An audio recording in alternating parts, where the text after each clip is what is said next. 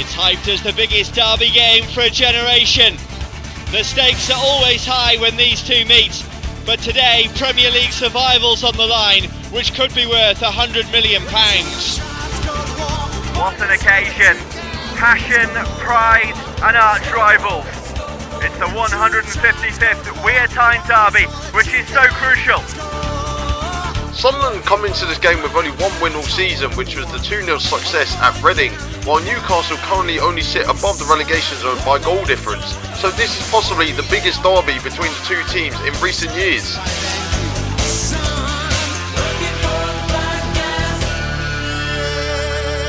And with rumours circulating that Christopher Proudie could lose his job at Sunderland if he loses to Newcastle, the stakes couldn't be higher for him.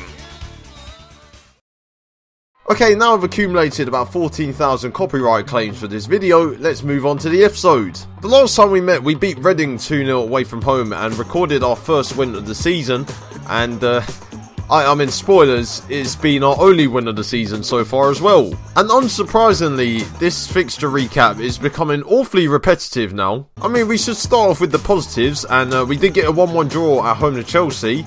Any other positives in there? I mean, other than scoring twice against Brentford? Where, by the way, we conceded twice in the first 10 minutes and then came back and then went on and proceeded to lose in the last 10 minutes. Which is normally what every other game's gone like. I've been doing pretty well and then they've scored and that's it because we're not scoring. Before we move on, I wanted to announce our new signing who's joining us in January. And I did get a little bit of stick in the first episode of this season, where people said my wingers were too weak. So I've gone out and splashed the cash on Filip Kostic from Hamburg, and he's cost me 17.5 million. And he plays on the left wing where Antgs plays at the moment, and he looks like a much better player than the wingers I have at my disposal. So hopefully spending quite a bit of money will help me get up that league table. I got my monthly board confidence review in the mail, and they said that the highlight so far, according to the fans this season, is the 0-0 draw against Stoke away from home. I mean, I can't believe they didn't make DVDs of that game. That was such a memorable game. 0-0 away at Stoke. It's probably the greatest achievement in Sunderland since they discovered fire last year. I also can't believe that I've actually now managed 100 games with Sunderland. I mean, insert a joke about me saying I was going to get sacked about 500 times in this series. And also for the Cup romantics out there, we drew Doncaster Rovers away from home in the FA Cup third round. So look forward to me then announcing that we've been knocked out of the FA Cup in the next episode. And after that little brief catch up, we do move into the game against Newcastle at home. And it's the biggest game of the season because 1, my job's on the line, 2, it's Newcastle United at home, and 3, we've only won 1 game all season. And even though it's a derby game, I've gone with Benoit Costil in between the sticks, even though he has been conceding quite a lot of goals lately.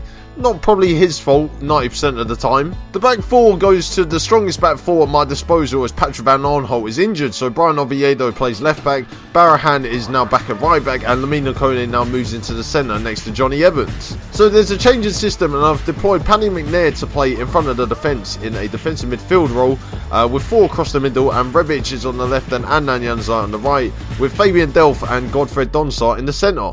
Which means that leading the line by himself is Enis Unal, and he hasn't been scoring much lately. But the problem is I've got Defoe, who's not good enough for the Premier League anymore, and Batshuayi, who's just come back from injury. And also returning onto the bench is Jesse Rodriguez, the man with the glass legs, as he's been out for about 13 months in his 4-year contract with us. So I'm looking forward to bringing him off the bench and him getting injured again for about 12 months maybe. So now I'm playing the team that I first managed on Football Manager 17. And this is probably the last team I'm going to manage in Football Manager 17, I hope.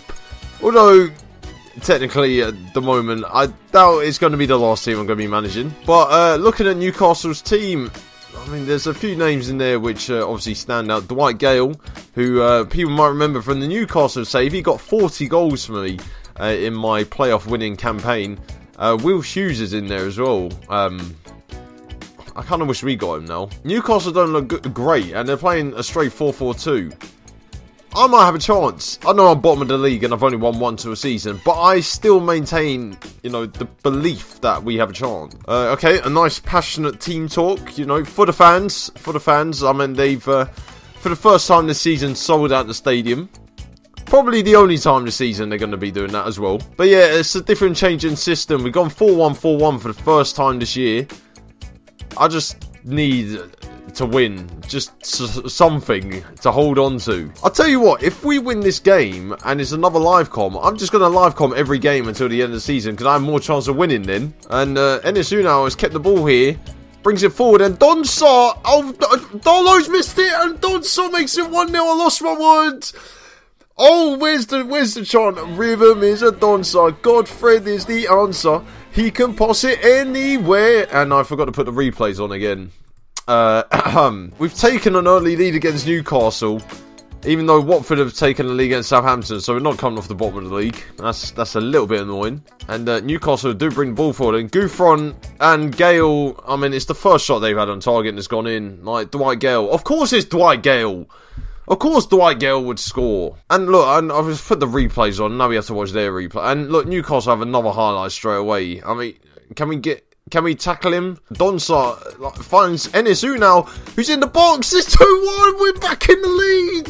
What's going on? I'm going to live com every game this season now. We're playing so much better when we're playing on an episode. This is actually pissing me off more than it's actually making me celebrate. Because my team, like, I'll go off camera after this game and then we'll probably lose 6 on the bounce again. I'll come back and say, yeah, I've lost 6 on the bounce again, and then we'll win 8-0. I mean, why can't we do this in between the episodes? Why does it have to be when there's a live com? And I've only just seen I've got 9 points this season. 9 points in 16 games. Well, I mean, it will be 9 points if we win, but technically it's probably going to be 7. And Enes Ünal, oh my god, oh my god, what's going on? What is going on? Sorry. I mean, I'm just like, put my hands on my head. I don't know what's going on. Why am I... This is the first time this season in the league we've scored 3 goals. And of course it comes against Newcastle. I mean, you know, there was this thing that Sunderland always seems to play better against Newcastle, and it's a catalyst of their season. I think it's happening again. First it happened to whatever is an Advocate, then it was Allardyce, now it's me. Unfortunately David Moyes didn't have that, but, you know, Newcastle went down, so he didn't have that privilege. I mean, I'm lost for words. I know I keep speaking because I'm trying to fill the, you know, the voids with something. And now the comments gonna be like, oh, Proudie, you're so shit off camera, you're purposely losing. We're playing well, but you gotta not be complacent. The amount of times we've bottled a lead this year is ridiculous. But I think this 4-1-4-1 is actually working wonders. It's the first time I've played it this season, and we're dominating the ball better. We're, you know, getting shots away. We're attacking well. I mean, it is Newcastle, and it is a derby, so, I mean, that's a given. And, oh, Donsa! Oh, he could have got a second. I mean, Enes Ünal's on a hat-trick, and he's in again! Oh, my God, it's 4. It's 4-1 against Newcastle. We've won once all season, and we've scored 4 for the first time this season. I've given up. I've given up. This shit team. This shit team. Why on earth did I think that managing Sunderland was going to be a great idea? Then again, actually saying that, I mean, what great ideas have I actually had on YouTube?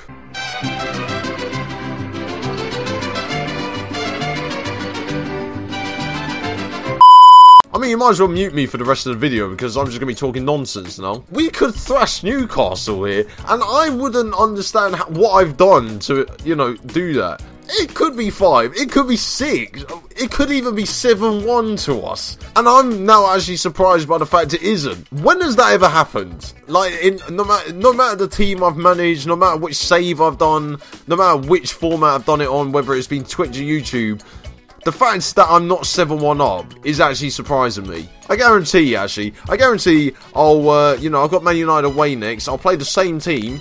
You know, we played really well, I'll get beaten 6-0. And then the board will be like, yeah, you're sacked, mate. And I'm like, great. So, at least I beat Newcastle 4-1. People are just going to be assuming I'm cheating now. But, I mean, if I'm cheating, then why am I bottom of the league? And why have I accepted the fact that I'm bottom of the league? And Jack Colback's off. Yeah, well, you know. Dear. Yeah, I've just seen Watford are 3-0 up. So, yeah, I'm going to be staying bottom of the league again. And Batshuayi, oh, dear. Like, we're getting some superb football here. I mean, it's been an incredible win. 4-1 at home to Newcastle. If you think about it, actually, I took Newcastle into the Premier League, then left them to join Sunderland, and then thrashed them. Oh, obviously, I didn't build a very good team at Newcastle then. Yeah, let's just look at that. 4-1. 4-1. Anyway, next episode, I'm going to be probably bottom of the league still, so look forward to that. Suck on the dick. I don't fuck with the bitch. Don't give me lip. I'ma slap in your shit.